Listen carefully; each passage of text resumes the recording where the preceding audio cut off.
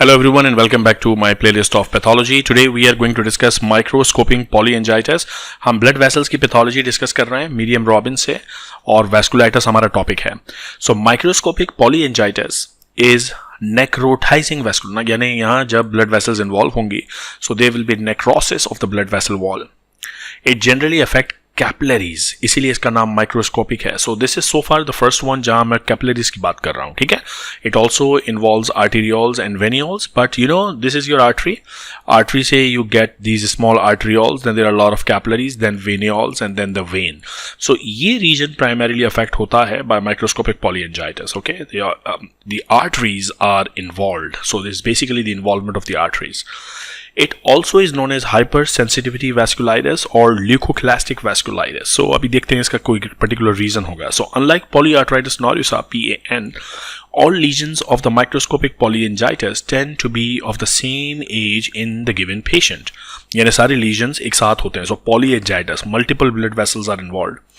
The skin, mucous membrane, lungs, brain, heart, GI tract, kidneys, muscles, all can be involved. So it's such a vast range of involvement. Necrotizing glomerulonephritis and pulmonary capillaries are particularly common as well. Microscopic angiitis can be featured of a number of immune disorders such as henoch-Chinon purpura and essential mixed cryoglobulinemia. So basically यहाँ आपको जो बात समझने की है वो ये कि बहुत सारे immune mediated phenomena ऐसे हैं जिनकी वजह से capillaries में inflammation होती है. So this microscopic polyangiitis is usually secondary to a lot of other immune disorders such as henoch-Chinon purpura. और ये henoch-Chinon purpura मैं बार बार कह रहा हूँ. So henoch-Chinon purpura and cryoglobulinemias के साथ इसकी association is very well reported. In some cases, antibody response to antigens such as drugs, microorganisms, heterologous proteins or tumor proteins have been implicated. So obviously जितने भी immune mediated vasculitis हम पढ़ रहे हैं उसमें एक चीज़ कॉमन है कि ये जो ब्लड वेसल के एंडोथेलियल सेल्स हैं इनमें कोई ना कोई प्रोटीन ऐसी है जिसको आकर के आपके इम्यून सिस्टम के सेल्स आइडेंटिफाई करते हैं, अटैक करते हैं और इन्फ्लेमेशन शुरू होती है. Right?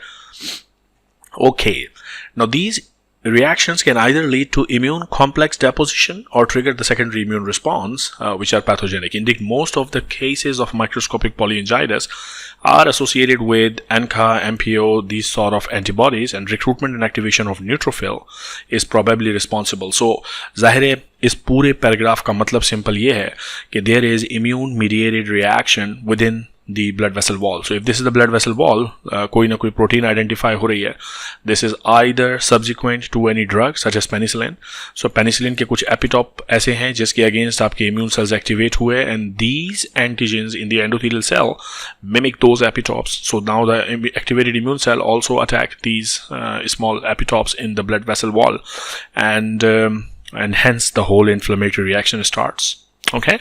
Clinically, depending on the vascular bed involved, major features include hemoptysis अगर lung bed involved है capillaries का, hematuria अगर kidneys, nephrons के blood vessels involved हैं, proteinuria, abdominal pain or bleeding. So it depends upon कौन से areas की capillaries affected हैं.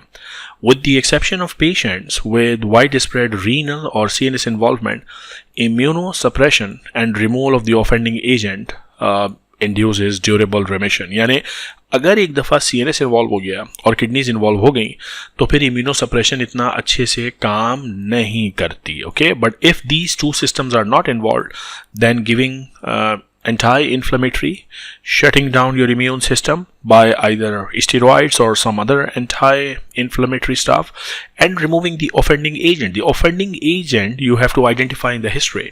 If the patient is taking penicillin, if the patient has been infected with strep, for example, or is there any tumor in the patient. So if the offending agent, the initiating event is removed, then usually the patient is fine.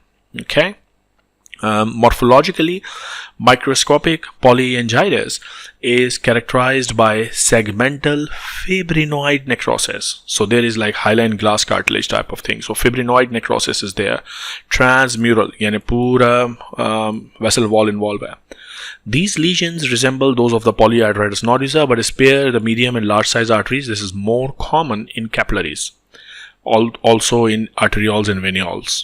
Okay, only infiltrating neutrophils undergoing fragmentation are seen, giving rise to the term leukocytoclastic vasculitis. So this is the reason why this is also known as, I told you in the very beginning, leukocytoclastic, because those neutrophils are invading in the blood vessel wall. These are neutrophils, number one, so they are leukocytes, and they are fragmenting neutrophils. So leukocytoclastic is another name for this. Although immunoglobulins are complement and also the complement components can be demonstrated in the early skin lesion, most are pauci-immune. Pauci-immune का मतलब है कि they don't show any antibody deposition in the lesion.